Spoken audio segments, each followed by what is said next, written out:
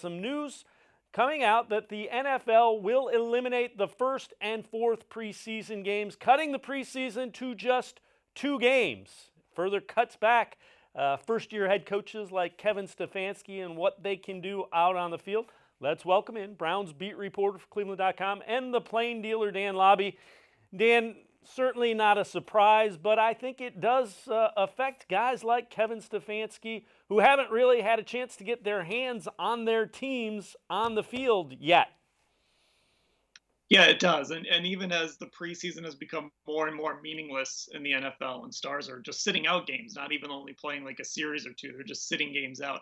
It's still an opportunity to get a guy like Baker Mayfield on the field in this system, with this new look offense, get him some reps. If you want to do that, that dress rehearsal game the third week of the season, you can do that. It's just an opportunity to let these guys try and figure things out in close to a real game setting. So certainly it does hurt the Browns, and it just kind of stacks on top of everything else that's been working against them this season.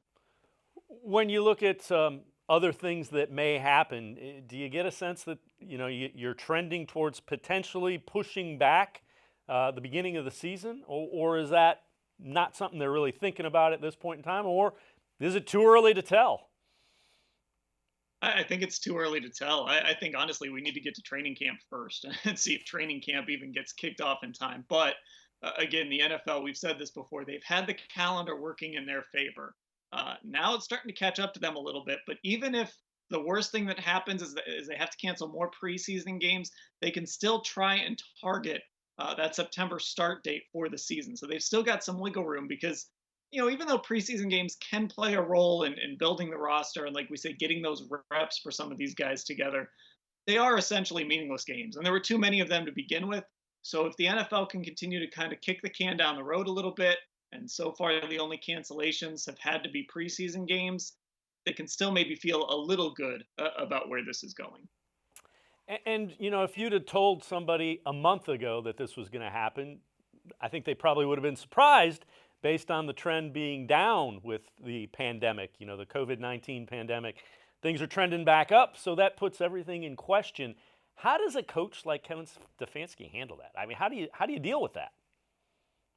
You've just got to kind of take the punches as they come, honestly, and you've got to be willing to be adjustable and flexible. You can't be too set in your ways, really, and I think that's good because it seems like that's the type of coach Kevin Stefanski is. He can adjust on the fly.